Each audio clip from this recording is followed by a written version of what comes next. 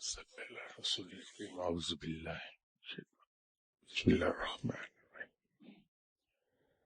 السلام علیکم خواتین و حضرات۔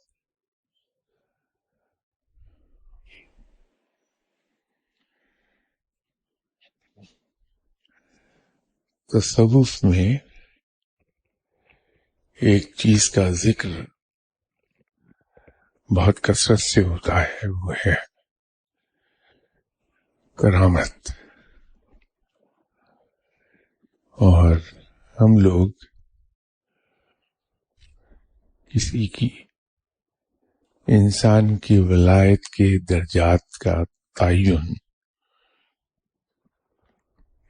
کرامت ہی سے کرتے ہیں کہ فلاں شخص بہت پہنچا ہوا ہے،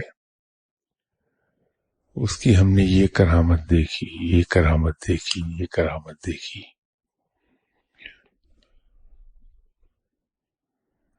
لیکن ایک عجیب چیز یہ ہے کہ جتنے بھی اولیاء کرام گزرے ہیں اور جن کو ہم اپنے حساب سے مستند جانتے ہیں، ان کے نزدیک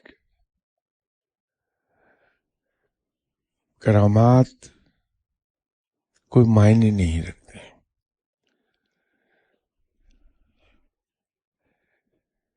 بہت سے فقراء نے کرامت کو ڈیفائن کیا اپنے اپنے طریقے سے، اور ڈیفائن کرنے کے بعد سب نے اس کی حیثیت کو بہت کمتر گردانا ہے۔ لیکن کرامت کی جو ڈیفینیشن مولانا روم نے بیان کی ہے، وہ میرے خیال میں بڑی کمال کی ہے۔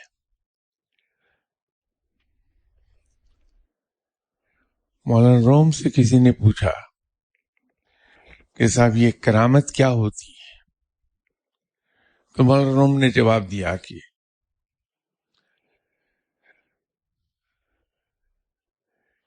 کرامت یہ نہیں ہے کہ کوئی انسان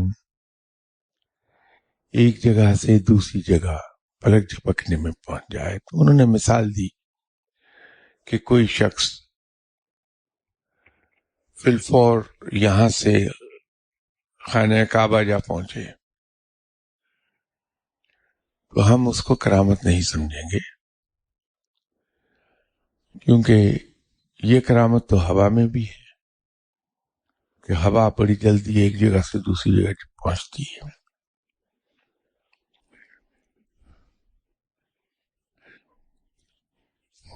انہوں نے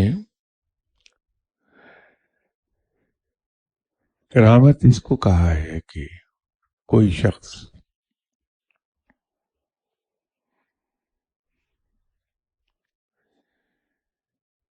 جہالت سے علمیت تک کا سفر طے کر لے، یہ کرامت ہے۔ کوئی شخص نادانی سے سمجھداری تک کا سفر طے کرے، یہ کرامت ہے۔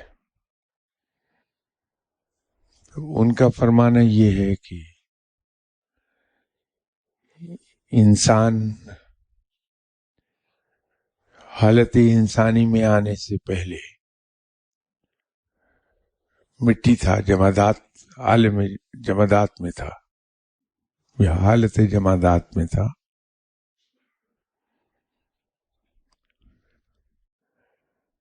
وہاں سے اس کا سفر شروع ہوا ہے اور مختلف کیفیات سے ہوتا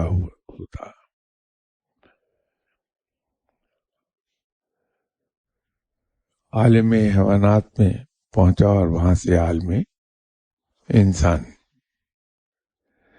یہ جو سفر ہے مولانا روم کے کہنے کے مطابق اصل کرامت یہ ہے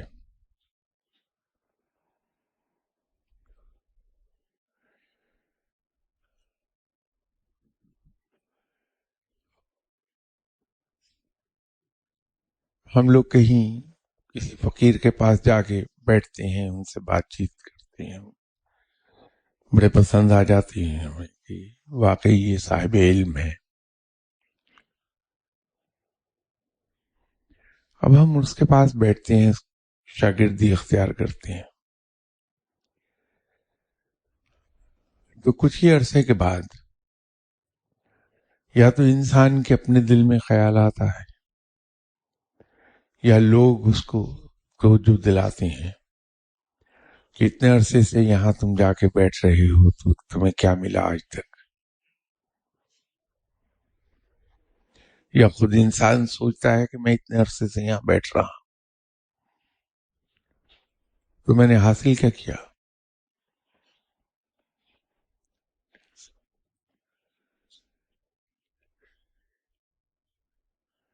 اور اس پر مستضاد یہ ہے کہ ہوتا یہ ہے کہ جب ہم کسی فقیر کے پاس جا کے اس کی شاگردی اختیار کرتے ہیں، جا کے بیٹھنا، دعا کرانا، یہ تو ایک بات ہے، لیکن باضابطہ طور پر شاگردی اختیار کر لینا کہ اس سے علم لے انسان، یہ دوسری چیز ہے. دونوں کی ڈائمینشنز بالکل علیحدہ ہیں. ہم کسی فقیر کے پاس جائیں اور جا کے اس سے دعا کرا لیں، بھلے ہم ریگولر جا رہے ہوں، اپنی دنیاوی مشکلات اس کے سامنے رکھیں، اس سے مشورہ لے لیں، اس سے دعا کرا لیں کہ ہمارا یہ دنیاوی مسئلہ حل ہو جائے، وہ ایک ڈائمینشن علیحدہ ہے، ڈائمینشن ہی علیحدہ ہے بالکل. لیکن ایک شخص جائے اور جا کے کسی فقیر کی شاگردی اختیار کر لے تو مجھے علم چاہیے، یہ ایک علیحدہ ڈائمینشن بن جائے گی. اور کہیں انسان یہ گناہ کر بیٹھے کہ فقیر سے یہ کہہ دے کہ صاحب میں آپ جیسا بننا چاہتا ہوں، وہ بالکل ایک نئی ڈائمینشن میں چلا گیا ہے انسان.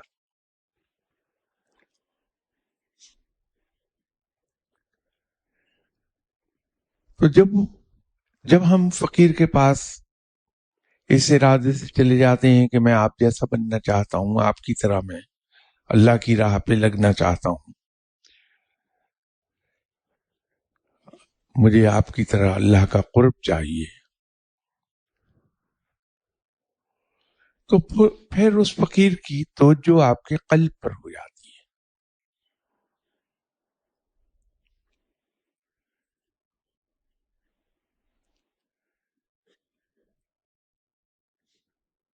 اور ایسے انسان کے دل میں خود بھی خیال آتا رہتا ہے، اس کے ارد گرد کے لوگ بھی اس کی توجہ دلاتے رہتے ہیں کہ تمہیں یہاں اتنے عرصے سے آ رہے ہو، ملا کیا.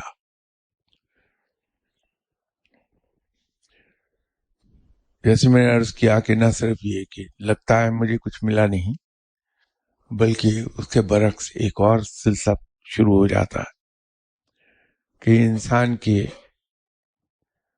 مالی حالات خراب ہوتے ہیں، کہ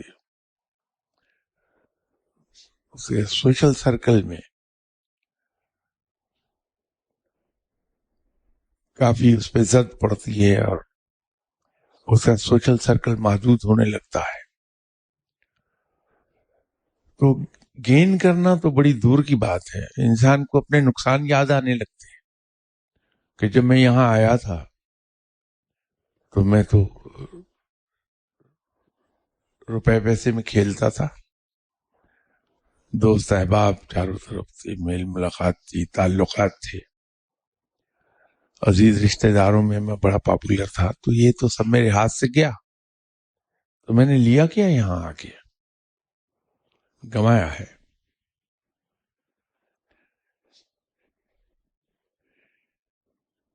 اب وہاں پہ اگر کوئی سنسیئر دوسرا فقیر مل جائے اور اس کے سامنے آدمی اپنا دکھ بیان کرے کہ میں تو گیا تھا ان بزرگ کے پاس کہ میں ان جیسا ہو جاؤں، مجھے قرب الہی مل جائے. تو نہ صرف یہ کہ مجھے ابھی تک کچھ ملا نہیں اتنے سالوں میں، بلکہ الٹا مجھے تو یہ نقصان ہو گیا. اور وہ صاحب اگر فقیر ہیں تو obviously وہ سنسیئر بھی ہیں، تو وہ انسان کی توجہ ادھر کو دلائیں گے کہ یہ جو آپ کہہ رہے ہیں کہ یہ نقصان ہو گیا، یہ سب ہو گیا. تو اس کی مثال بالکل ایسی ہے کہ اگر ایک شخص نے کوئی نقصان دہ کھانا کھایا ہے اور ڈاکٹر کے پاس گیا ہے، تو ڈاکٹر پہلا کام یہ کرتا ہے کہ اس کے معدے کی صفائی کرتا ہے، اس کو وامٹ کراتا ہے. تو اسٹمک میں جو کچھ ہے اس کو نکلوا دیتا ہے وامٹ کے ذریعے، یا واشنگ کرتا ہے اس کے اسٹمک کی. واش کرنے کے بعد پھر اس کو اپنی سپرویژن میں کھلاتا ہے اور دیکھتا ہے کہ اس کو کیا ہے. تو یہ جو نقصان ہوا ہے، ادھر حقیقت تمہارے دل کی صفائی کی گئی ہے، تمہارا یہ نقصان نہیں ہے.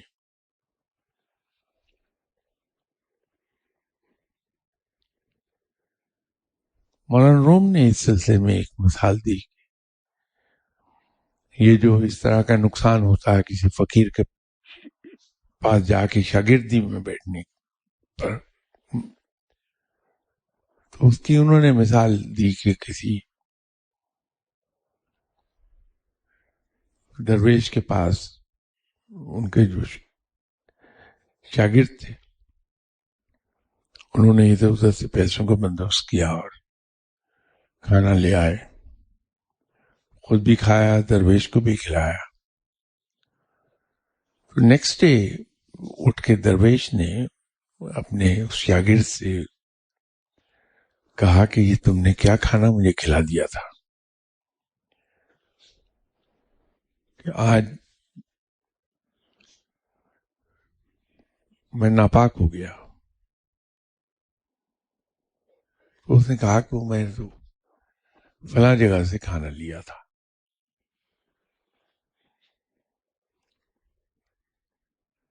تو درویش نے کہا کہ اب آئندہ نہ وہاں سے لے کر آنا، کیونکہ اس کی کمائی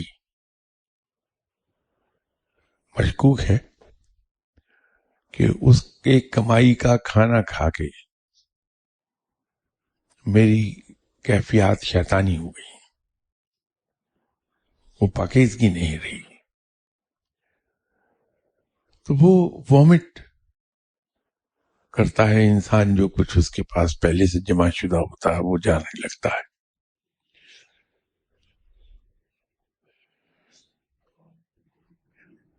تو اس کی توجہ تو یہ دیتے ہیں فقیر.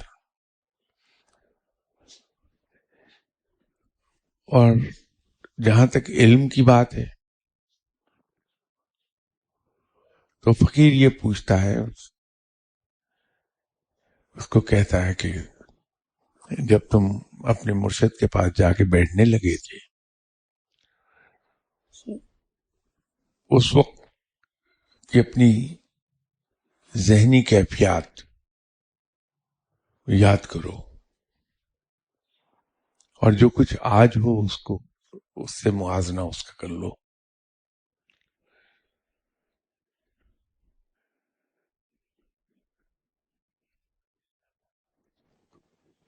اس وقت بات سمجھنے میں اگر آپ کو 10 منٹ لگتے تھے کوئی بھی بات سمجھنے میں، تو اب 10 سیکنڈ لگتے ہیں. اگلا بھی بات شروع ہی کرتا ہے، اپنے جملے کا بھی وہ 20% ہی بولتا ہے، تو تم پوری کہانی سمجھ جاتے ہو کہ وہ کیا کہنا چاہ رہا ہے. پہلے کوئی مسئلہ آتا تھا تو کئی روز تم پریشان رہتے تھے، آج کوئی مسئلہ تمہیں پریشان کر ہی نہیں پاتا، اور بڑی سے بڑی پرابلم آ جائے اگلے لمحے اس کا حل بھی ذہن میں آ جاتا ہے اور اس سے نکل جاتے ہو تم.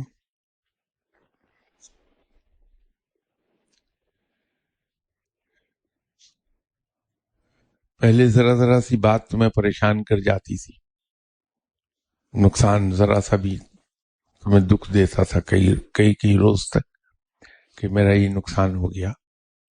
آج نقصان ہوتا ہے تم کہہ کے لگاتے ہو.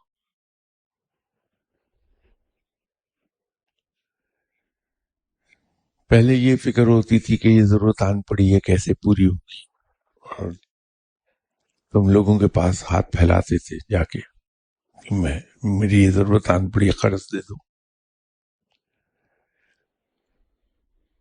اب ضرورت آتی ہے تھوڑی دیر کے بعد کسی نہ کسی راستے سے اللہ اسباب بنا دیتا ہے اور وہ ضرورت پوری ہو جاتی ہے. تو یہ جو چینج ہے یہ بلا وجہ تو نہیں ہے، یہ بدلے ہو تم، تو یہ بلا وجہ نہیں ہے. یہ علم مل رہا ہے تمہیں تمہارے مرشد سے جو تمہیں اس طرح کی تبدیلیاں تمہارے اندر لا رہا ہے. مولانا روم اسی کو کہتے ہیں کہ تم جہالت سے علمیت کا سفر طے کر رہے ہو، نادانی سے عقل کا سفر طے کیا، یہی کرامت ہے.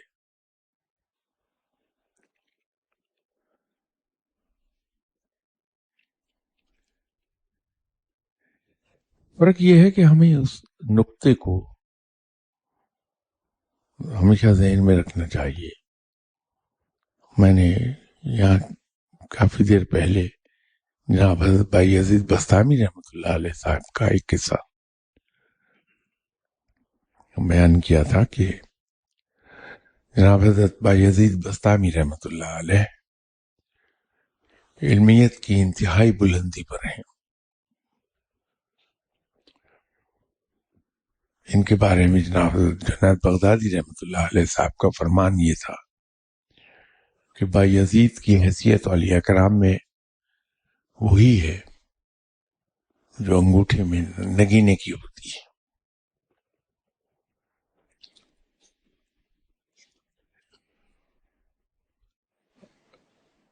آپ کے علم کا عالم یہ تھا کہ آپ کی شاگردی میں کوئی عام انسان بیٹھا ہی نہیں کبھی، اس لیے کہ ان کی باتیں عام آدمی کی سمجھ میں آتی ہی نہیں تھی.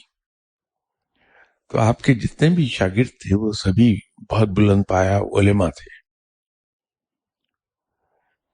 تو ایک بار سفر کر رہے تھے حضرت بھائی عزیز بستامی رحمۃ اللہ علیہ، تو اپنے شاگردوں سے فرمایا کہ آج میرا دل چاہ رہا ہے کہ میں ہرن کے گوشت کے کباب کھاؤں. تو شاگرد بیچارے اپنی جگہ امبیرس ہوئے کہ اب سفر میں ہرن کا گوشت کہاں سے لایا جائے اور کباب کھلایا جائے اپنے استاد کو. خاموش رہے کہ ایک کام ان کے لیے ممکن نہیں تھا. تو جب شام ہوئی تو پڑاؤ ڈالا انہوں نے رات گزارنے کے لیے. بیٹھے تھے وہاں تو شاگردوں نے دیکھا کہ داہنی طرف سے ایک ہرن آیا اور آ کے ان شاگردوں کے پاس آرام سے بیٹھ گیا. تو شاگرد دیکھا کہ ہرن آیا ہے اور اپنے استاد کی وہ بات یاد کی کہ ہمارا دل چاہ رہا ہے کہ ہرن کے گوشت کے کباب کھائے جائیں. اٹھ کے ہرن کو پکڑا تو سب حیران یہ ہوا کہ ہرن ہلا بھی نہیں، بڑی خاموشی سے ان کے ہاتھ آ گیا. ذبح کیا، اس کا گوشت بنا کے کباب بنا کے تو استاد کی خدمت میں پیش کیے. تو جناب حضرت بھائی عزیز بستامی رحمۃ اللہ علیہ صاحب نے پوچھا کہ یہ کہاں سے آ گئے کباب. تو شاگردوں نے قصہ بتایا کہ ایسے ایک ہرن رائٹ سائڈ سے آیا تھا اور ہم پکڑنے کے لیے اٹھے، وہ ہلا بھی نہیں اپنی جگہ سے، تو اس کے کباب ہم نے بنائے ہیں. تو ایک دم سے فرمایا کہ لوگوں آج میں مردود ہو گیا. تو یہ جملہ 3 بار فرمایا کہ لوگوں آج میں مردود ہو گیا. تو شاگرد بیچارے حیران ہوئے کہ کیا فرما رہے ہیں اپنے بارے میں. تو پوچھا حضرت کیا ہو گیا؟ انہوں نے کہا کہ ایک بات یاد رکھو، جب رب تعالیٰ کسی انسان کے نفس کی خواہش پوری کرنے لگے تو سمجھ لے کہ رب سے دور ہو گیا. تو یہ کباب کھانا میرے نفس کی خواہش تھی اور میرے رب نے میرا بندوبست کر دیا. تو میں یوں کہہ رہا ہوں کہ میں رب سے دور ہو گیا، مردود ہو گیا. اب یہ قصہ اس کو اگر ہم دیکھیں کہ ایک ایسی ہستی جو علم میں یکتا حیثیت رکھتی ہے، جن کے ولی اللہ ہونے میں کوئی شک نہیں ہے، ان کے نفس کی خواہش پوری ہو تو وہ کہہ اٹھتے ہیں کہ لوگوں میں مردود ہو گیا. ہم پرکھتے ہیں کسی ولی اللہ کو، کسی صاحب علم کو، تو اس بات پر پرکھتے ہیں کہ اس کی دنیاوی خواہشات پوری کیسے ہوتی ہیں. ہم اس کو، تو ہمارے کسی فقیر کو پرکھنے کا معیار بالکل مختلف ہے، جو اصل معیار سے بہت دور ہے.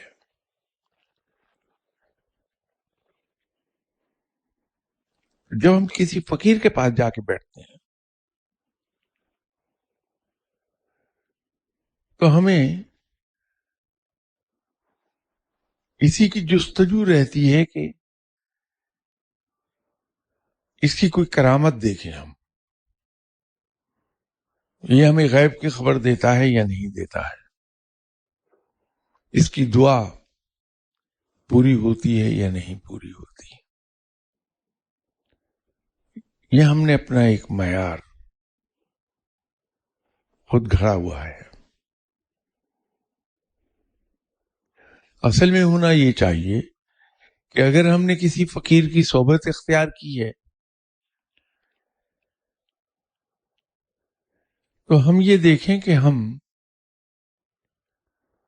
جہالت سے کتنی دور آ گئے ہیں اس کی صحبت اختیار کرنے کے بعد سے لے کے اب تک.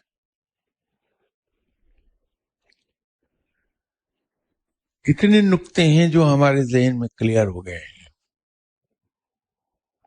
ہمارا ذہن نکتہ رساں کتنا ہوا ہے.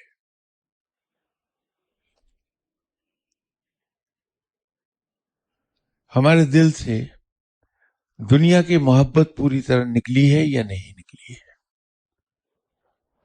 کیونکہ جو اصل مرشد ہے، وہ جو میں نے طے کرنے کی بات آپ سے کہی، وہ وامٹ آؤٹ کرا دیتا، وہ یہی ہے کہ دل سے دنیا کی محبت نکال دیتا ہے. یہ مرشد کا کام ہے کہ پہلا کام یہ کرے گا کہ اگر وہ آپ کو علم دینا چاہ رہا ہے تو آپ سے دنیاوی مال و زر کی محبت نکال دے گا. تو انسان کو پتہ چل جاتا ہے کہ پہلے 10 روپے کسی پر مجھے خرچ کرنے پڑتے تھے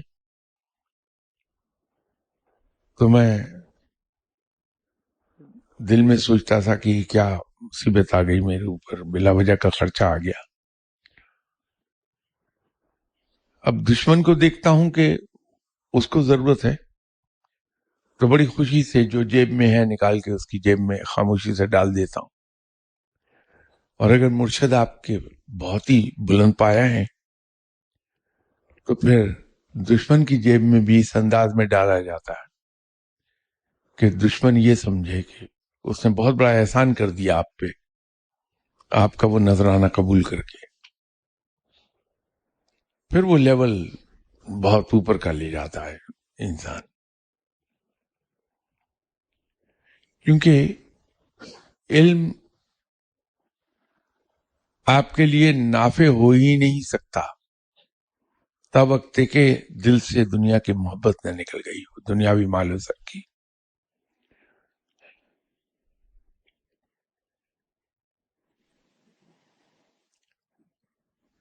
ہم سیرت کی پیروی کر ہی نہیں پائیں گے، سیرت رسول صلی اللہ علیہ وسلم، تب وقت کہ ہمارے دل سے دنیا کی محبت نہ چلی جائے، اس لیے کہ سیرت رسول صلی اللہ علیہ وسلم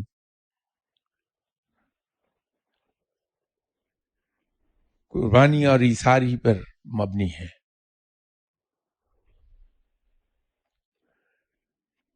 یہ مقام حاصل کرنا کہ سامنے والے انسان کے غلطی کرنے سے پہلے ہی اسے معاف کر دے، آپ صلی اللہ علیہ وسلم کی سیرت کا ایک بڑا پلر ہے یہ بات کہ آپ صلی اللہ علیہ وسلم ایسے درگزر اور اف سے کام لیتے تھے کہ کبھی کسی کو احساس ہی نہیں ہونے دیا کہ اس سے قصور کیا ہوا ہے۔ کسی غلطی پر، میں دین کی بات نہیں کر رہا، دین پر تو کریکشن فرما دیتے تھے فوراً آپ صلی اللہ علیہ وسلم، لیکن میں زندگی کی بات کر رہا ہوں، عام زندگی میں نہ وہاں کوئی گلہ تھا، نہ کوئی شکایت، نہ کوئی شکوہ، نہ بدلہ، نہ کوئی انتقام، تو یہ سب قربانی مانگتے ہیں انسان سے کہ انسان کو اپنے آپ کو مٹانا پڑتا ہے آپ صلی اللہ علیہ وسلم کی سیرت کے ان پہلوؤں پر عمل کرنے کے لیے۔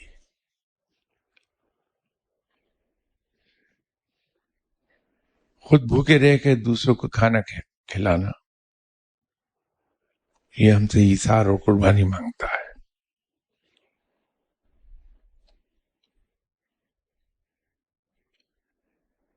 دشمن معافی مانگ لے تو اس کو اس طرح معاف کر دینا گویا کہ کبھی اس سے کچھ ہوا ہی نہیں قصور۔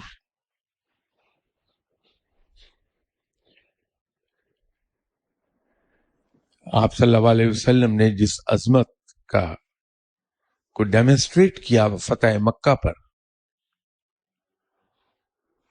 وہ کسی انسان کے بس کی بات نہیں ہے۔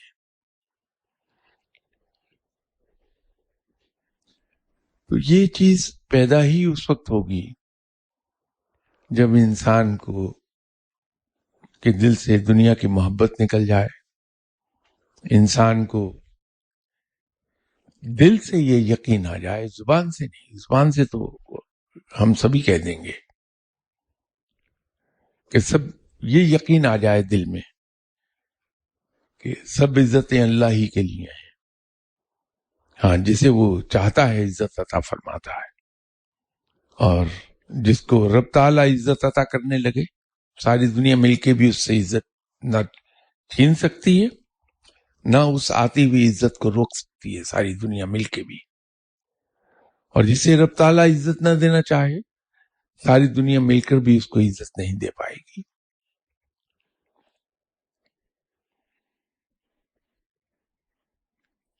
دل سے اگر یہ یقین آ گیا کہ میرا رازق رب ہے،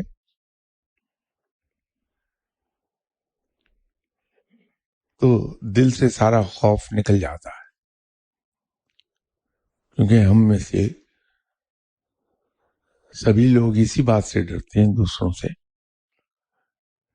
کہ ہماری نوکری نہ چل جائے، ہمارا گاہک نہ بھاگ جائے،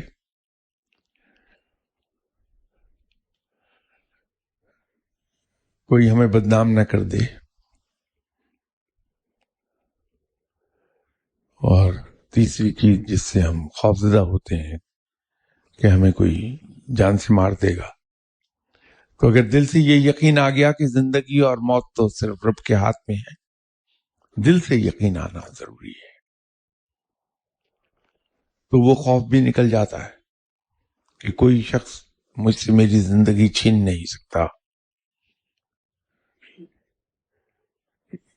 اس لیے کہ بقول جناب حضرت علی کرم اللہ وجہہ کے کہ موت خود زندگی کی حفاظت کرتی ہے.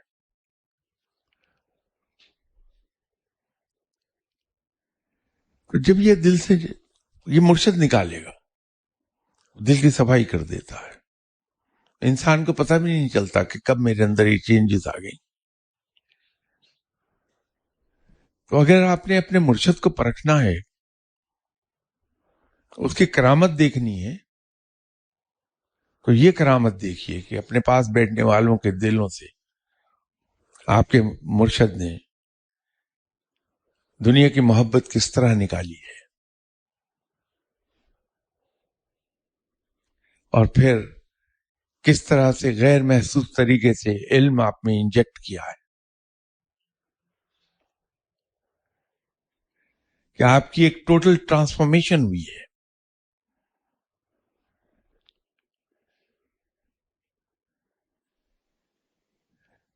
وہ ٹرانسفارمیشن اصل میں جو کی گئی ہے وہی کرامت ہے آپ کے مرشد کی.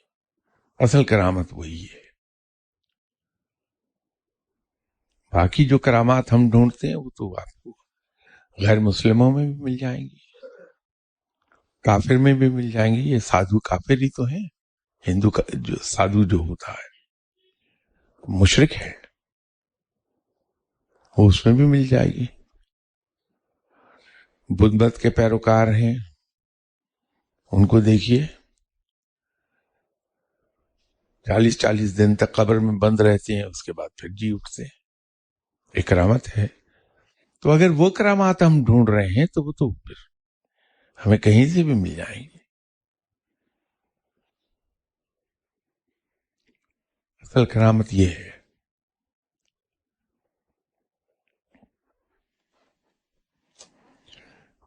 یہ کسی صاحب نے سوال پوچھا ہے کہ سکھوں کے پیشوا بابا گرو نانک روایت کے مطابق بابا گرو نانک حضرت بابا فرید گنج شکر رحمۃ اللہ علیہ صاحب کے خلفاء میں سے ہیں، یا اسی لیے سکھوں اور مسلمانوں میں سملیرٹی ہے. اب معلوم نہیں سملیرٹی کس چیز میں ہے سکھوں میں اور مسلمانوں میں. اگر تو اس بات کو سملیرٹی آپ کہہ رہے ہیں کہ سکھ کرنے کے بعد سوچتا ہے اور مسلمان کرتا ہوا سوچتا ہے، کرنے سے پہلے نہیں سوچتا، پھر تو یقیناً سملیرٹی ہے.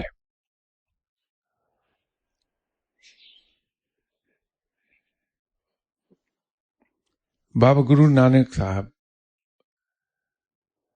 جناب بابا فرید گنج شکر رحمۃ اللہ علیہ صاحب کی خلفاء میں سے نہیں ہے.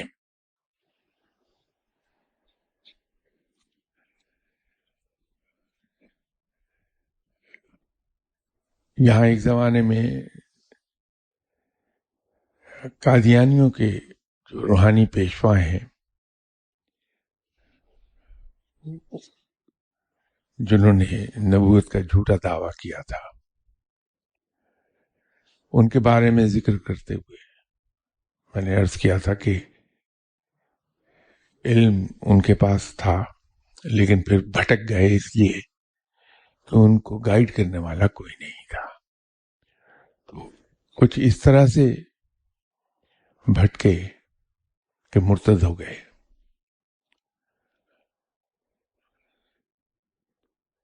بابا گرو نانک آپ صلی اللہ علیہ وسلم کے عاشقوں میں سے تھے.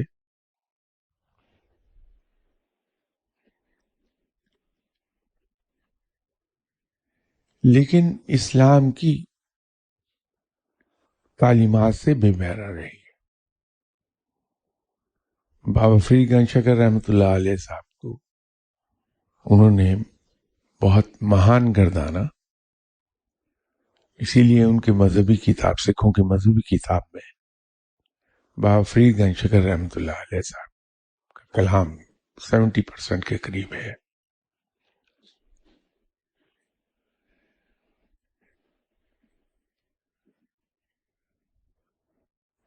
یہ بات طے ہے کہ بابا فرید گنج شکر رحمۃ اللہ علیہ صاحب کے خلفاء میں سے نہیں تھے، کیونکہ خلافت بابا صاحب جیسا عظیم درویش ایسے کسی آدمی کو نہیں دے سکتا جس کے خیالات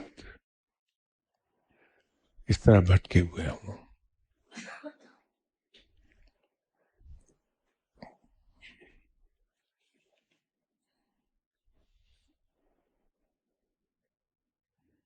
یہ دوسرا سوال علیم صاحب نے کیا ہے کہ والد صاحب اگر دنیا سے رخصت ہو چکے ہوں اور زندگی میں ان کے ساتھ حسن سلوک نہ کیا گیا ہو، ان کی وفات کے بعد کس طرح ازالہ ممکن ہے؟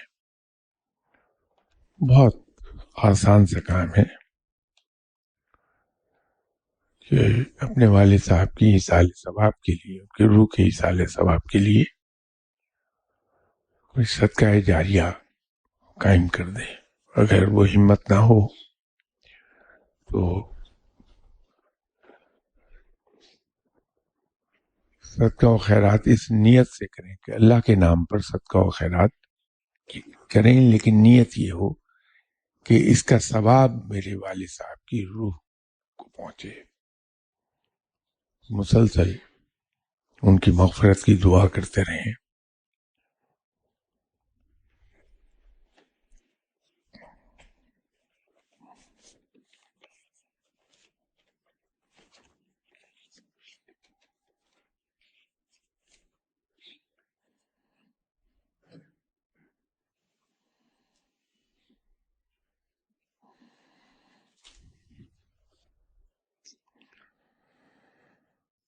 کسی صاحب نے سوال پوچھا ہے کہ اگر کسی مزار پر فاتحہ کے لیے جائیں اور آنکھیں بند کر کے ہاتھ اٹھاتے ہی آپ صلی اللہ علیہ وسلم کا اسم مبارک لکھا ہوا نظر آ جائے تو اس کا کیا مطلب ہوتا ہے؟ یہ انسان کی روحانی کیفیت کو ظاہر کرتا ہے کہ انسان ذہنی طور پر، روحانی طور پر آپ صلی اللہ علیہ وسلم کے نام مبارک کو وہاں لکھا ہوا ویو کر رہا ہے۔ اس صلاحیت کو عبادت اور نیکی کے ذریعے سے ڈیولپ کرنا چاہیے، فردر ڈیولپ ہو جاتی ہے۔ یہی پھر ایک وقت آتا ہے کہ کشف القبور میں تبدیل ہو جاتی ہے صلاحیت، تو اس پہ کام کرنا چاہیے، اور کام ایک ہی ہے کہ عبادت اور نیکی اختیار کر لی جائے۔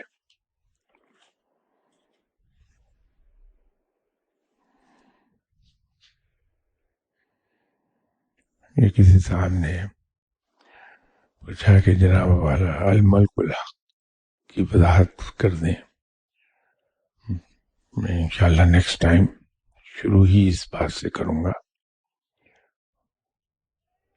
کیونکہ اس وقت اگر شروع کروں گا 2 منٹ ہیں وہ نہیں بتا پاؤں گا میں اتنے۔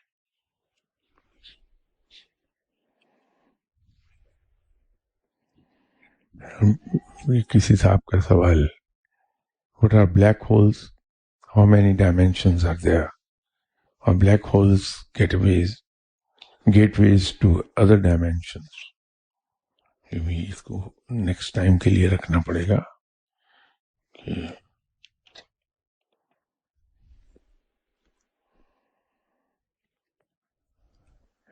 کسی صاحب نے سوال ایسا پوچھا جس کی طرف کبھی خیال آیا ہی نہیں کہ دیکھا جائے اس کو، کہ کیا حضرت علی حجویری رحمۃ اللہ علیہ صاحب کی شادی ہوئی تھی یا نہیں؟ یہ ایسا پہلو ہے جناب داتا گنج بخش رحمۃ اللہ علیہ صاحب کا جس کی طرف دھیان خود بھی نہیں گیا، تو دیکھیے اس کا اللہ تعالی کرے گا جواب انشاءاللہ عرض کر دوں گا آپ کی خدمت میں۔ یہ سارے سوال وہ ہیں جو بہت وقت لے لیں گے، ابھی 2 منٹ میں